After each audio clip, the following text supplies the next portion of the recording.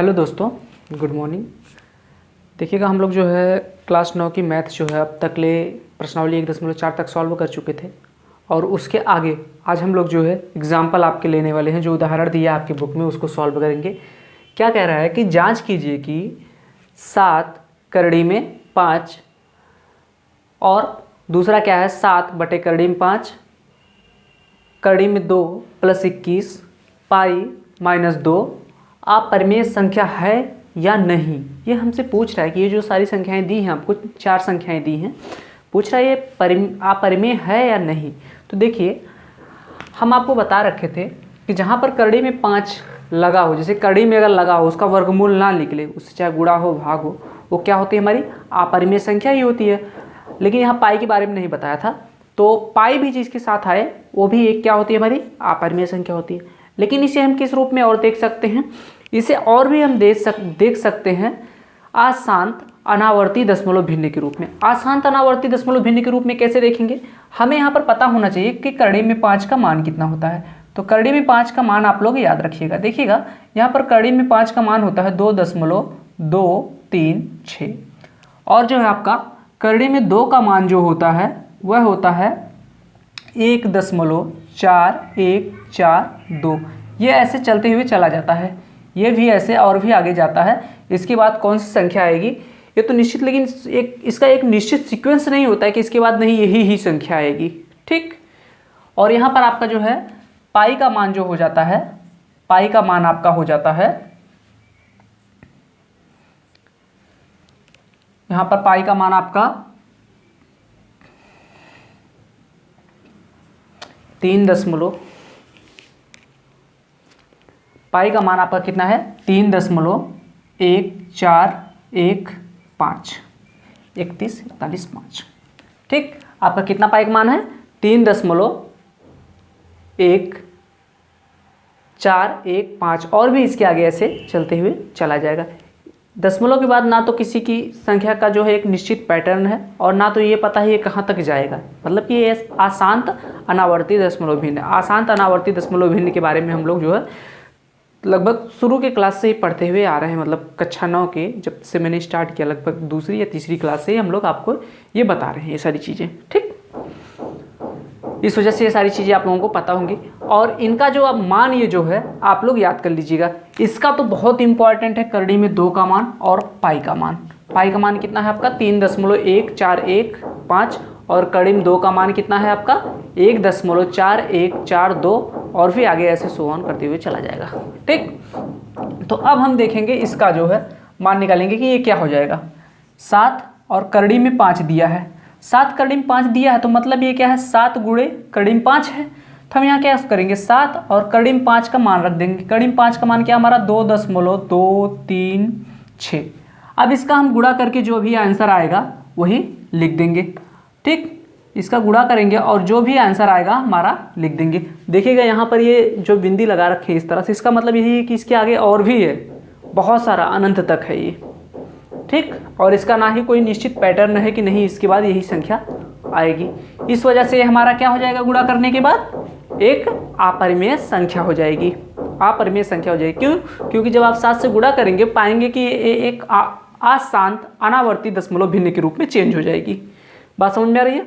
चलिए एक करके ही दिखा देते हैं। देखिएगा आप लोग, इसमें हम जब पहाड़ा पढ़ेंगे 7 में 6 का, देखिए 7 और 6 का जब गुणा करेंगे तो हम कितना हो जाएगा 7 छक 42 और हमारे हाथ में कितना है 4, 7 त्रिक 21, 21 4 25, 7 दूनी 14, 14 2 16, फिर कितना हो जाएगा 7 दूनी 14, 14 1 15 और हमारा दशमलव यहाँ पर कितने स्थानों पे था देखिए 3, ठीक। और इसके आगे इधर कितना है ऐसे अनंत हुए चलता हुआ चला जा रहा है।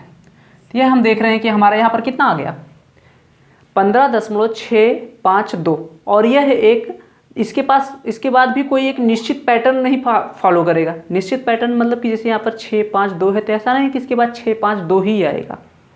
क्या आएगा कोई कुछ निश्चित नहीं रहता है इसका, ठीक। और यह अनंत तक आता है। इस वजह से हमारी क्या कैसी संख्या हो जाती है अपरिमेय संख्या हो जाती है। अपरिमेय संख्या हो जाती है। उसी तरह से आप देखेंगे 7 करड़ी में 5 को, क्या देखेंगे आप 7 बटे करड़ी में 5। अब इसको हम पहले क्या करेंगे, 7 करड़ी में 5 का इसका हम करेंगे हर का परिमेयकरण। हर का परिमेयकरण का मतलब क्या होता है कि देखिए करड़ी में 5 जो है इसको हम जो है सरलतम रूप में लाने की कोशिश करते हैं जो हर में है।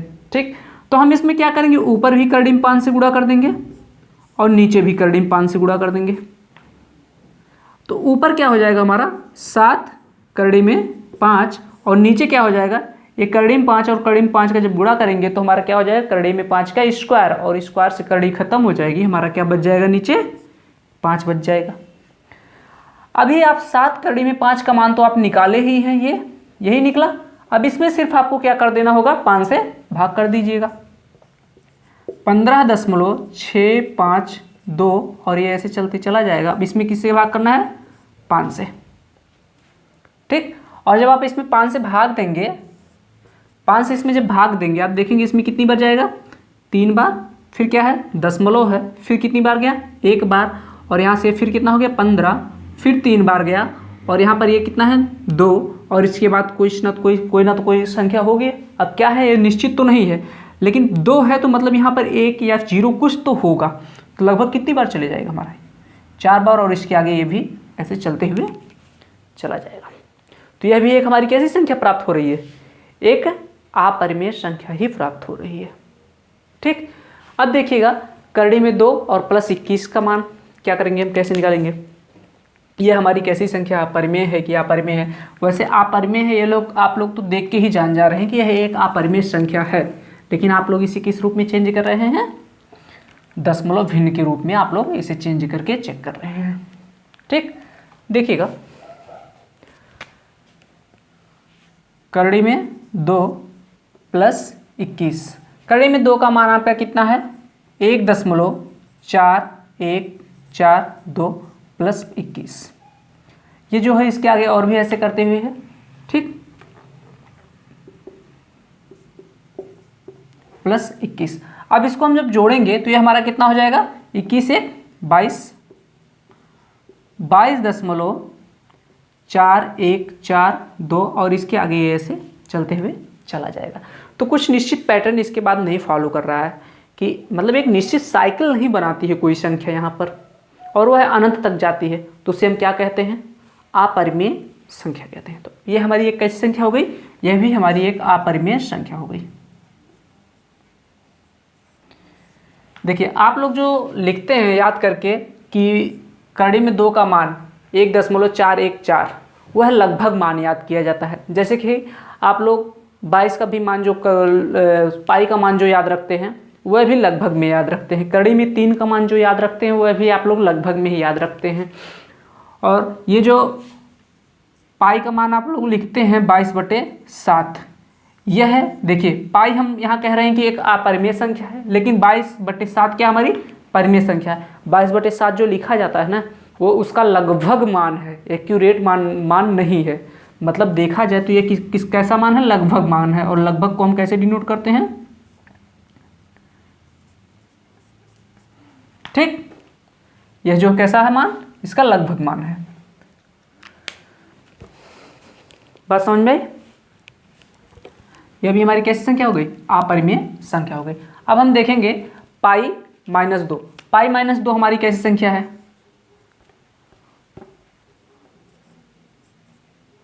पाई -2।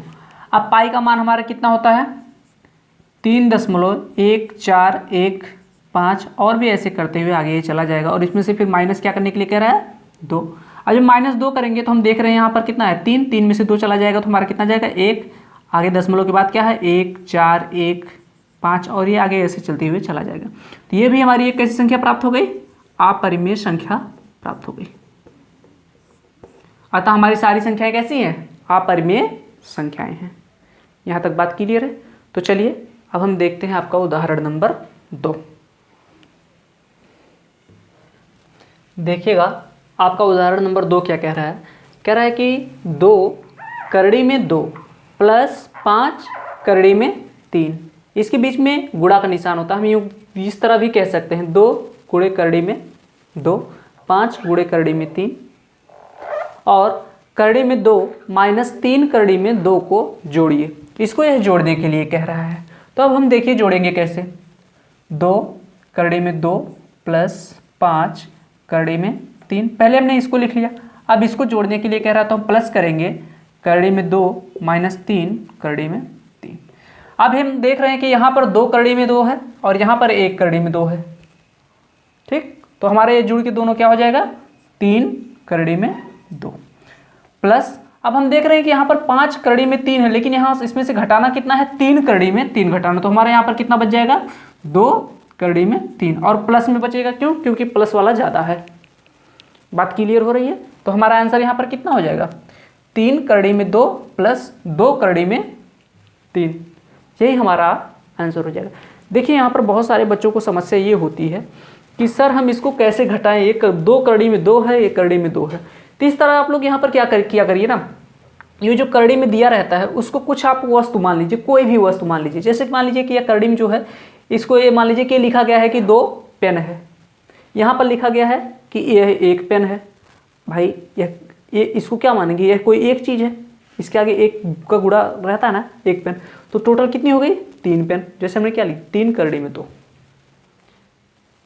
जैसे जिनको ये प्रॉब्लम होती है उन्हीं के लिए, ये जो करड़ी में लिखा रहता है उसे कोई वस्तु मान लीजिए जो सेम प्रकार की। जैसे अब यहाँ पर करड़ी में 3 है, ये करड़ी में 3 है, अब इसको आप पेन माने थे तो इसको कुछ और मान लीजिए, इसको बुक मान लीजिए। तो यहाँ पर 5 बुक है, यहाँ पर माइनस में 3 बुक है, 5 में से 3 जाएगा तो कितना आ जाएगा, 2, और बुक के जगह पे क्या है, करड़ी में 3 है। बात समझ में आ रही है। वस्तु मान लेंगे आप लोग तो आसानी से आप लोगों को याद रहेगा कि हाँ क्या करना है, भूलेंगे नहीं। ठीक, तो आपका आंसर इसका क्या हो गया, करड़ी 3 करड़ी में 2 प्लस 2 करड़ी में 3। अब देखिएगा जो अगला उदाहरण नंबर 3 है आपका, उसमें क्या कह रहा है कि 6 करड़ी में 5 को 2 करड़ी में 5 से गुणा कीजिए। 6 करड़ी में 5 को 2 करड़ी में 5 से गुणा कीजिए। तो देखिए इसका गुणा हम कैसे करेंगे। उदाहरण नंबर 3 का आप जो है इसको चेक कर देखिएगा, क्या कह रहा है कि 6 करड़ी में 5 का गुणा करने के लिए कह रहा है, और किस में कह रहा है आपका, 2 करड़ी में 5 से, 2 करड़ी में 5 से गुणा करने के लिए कह रहा है। अब इन दोनों का जब हम गुणा करेंगे ना, तो गुणा करते टाइम देखिए क्या किया जाता है, ये जो बाहर है, करड़ी से जो बाहर है उसका आपस में गुणा करते हैं, तो कितना हो जाएगा, 6 दूनी 12, और ये जो करड़ी में है इसका आपस में गुणा करते हैं। और जब हम देखते हैं कि सेम है, जैसे करड़ी में 5 ये भी है, करड़ी में 5 ये भी है, तो हमारा क्या हो जाएगा, करड़ी में 5 का स्क्वायर हो जाएगा, और जहाँ स्क्वायर हुआ तो उसका जो करड़ी है स्क्वायर से हट जाता है। बात समझ में आ रही। और क्यों हट जाता है, देखिए करड़ी में 5 का मतलब होता क्या है। जैसे ये करड़ी में 5 है, इसको और हम क्या लिख सकते हैं, 5 की पावर 1/2 लिख सकते हैं यहाँ तक। अगर मान लीजिए यहीं पर लिखा होता करड़ी में 5 का स्क्वायर, करड़ी में 5 का अगर स्क्वायर लिखा होता, तो अगर हम इस 5 को इस रूप में लिखते तो क्या लिखते, 5 की पावर 1/2 और फिर इसका स्क्वायर। जहाँ ये कोष्टक खुलता ना, तो होता यहाँ पर क्या कि 5 की पावर जो 1/2 है, पावर मतलब घात, तो इसमें क्या हो जाता है, ये 2 का गुणा हो जाता है, ये वाले 2 का गुणा हो जाता, तो ये वापस क्या बन जाता, 5 की पावर 2/2, और 2/2 एक कट के क्या हो जाता है 1, तो 5 की पावर क्या हो जाती है हमारी 1, 5 की पावर 1 बराबर क्या होता है 5। इसका ये पूरा प्रोसेस होता है इस तरह से। ये बात आप लोगों को समझ में आई। ये बहुत ज़रूरी है कि आप लोगों को पता होना चाहिए। ठीक, आगे चल के इसका बहुत काम आएगा। जब आप सिंप्लीफिकेशन पढ़ेंगे, सिंप्लीफिकेशन जब वनडे एग्जाम के लिए पढ़ेंगे, तो इन सब सारी चीज़ों के लिए बहुत ज़्यादा यूज होता है, बहुत ज़्यादा यूज होता है इन सारी चीज़ों का।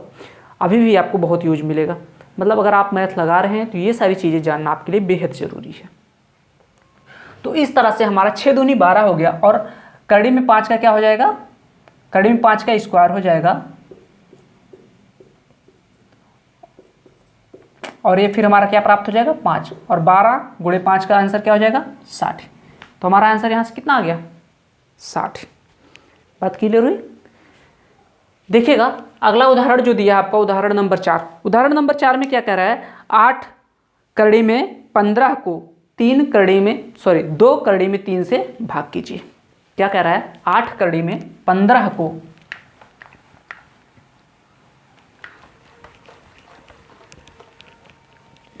देखिएगा, कह रहा है 8 करड़ी में 15 को किससे भाग करने के लिए कह रहा है हमें? 2 कड़ी में 3 से, 2 कड़ी में 3 से भाग करने के लिए कह रहा है। तो अब देखिए इसमें प्रॉब्लम लोगों को आती है कि इसको कैसे किया जाए, कड़ी में 3 है, ये कड़ी में 15 है, तो कैसे काटा जाए। तो पहले इसे जिस रूप में लिखना होता है उसे वैसे लिख दो आप। कड़ी में 15, 8 कड़ी में 15 को भाग देने के लिए कह रहा है किससे? 2 कड़ी में 3 से। यहाँ तक कोई दिक्कत? ये तो सीधे सीधे क्वेश्चन में ही बोल रखा है। तो अब देखिए होता क्या है कि जो ये कड़ी के बाहर होता है ना, ये अगर कट रहा है तो इसको काट दो। कट दिए, कितनी बार कटा? 4 बार।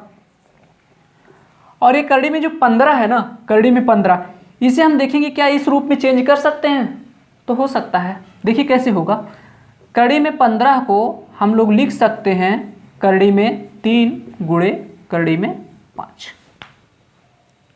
देखिए पहले इसको क्या करते हैं हम, पहले आप क्या करेंगे, ऐसे कड़ी में इसको क्या करेंगे, 3 गुणे 5 लिख सकते हैं।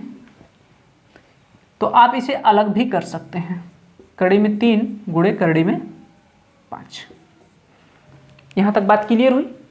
अगर यहाँ तक क्लियर है तो आप इसको क्या करेंगे, कड़ी में 5 गुणे कड़ी में 3 आगे पीछे कर देने से कोई दिक्कत नहीं होती। जैसे मैंने यहाँ पर पहले कड़ी में 3 लिखा है, फिर कड़ी में 5 लिखा है, यहाँ पर पहले कड़ी में 5 लिख दिया, फिर कड़ी में 3 लिख दिया। तो गुणा में आगे पीछे करने से कुछ फर्क नहीं पड़ता। जैसे कि मैं कहूँ 2 का गुणा 3 में करिए तो भी 6 प्राप्त होगा, 3 का गुणा 2 में करिए तो भी 6 प्राप्त होगा। ठीक, अब इसमें बटे में क्या है आपका, कड़ी में 3 बचा।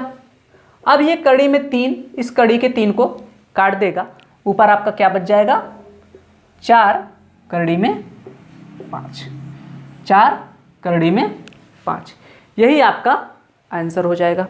इसी तरह धीरे धीरे आप लोगों को आगे और भी अपरिमेय संख्याओं का जो है हर का परिमेयकरण होगा। ठीक, कि हर का परिमेयकरण कैसे होता, उनका जोड़ घटाना कैसे होता, भिन्न का जोड़ घटाना, ये सारी चीज़ें भी आपके और अगली क्लास में ली जाएंगी। आज बस ये स्टॉप करते हैं। जय हिंद।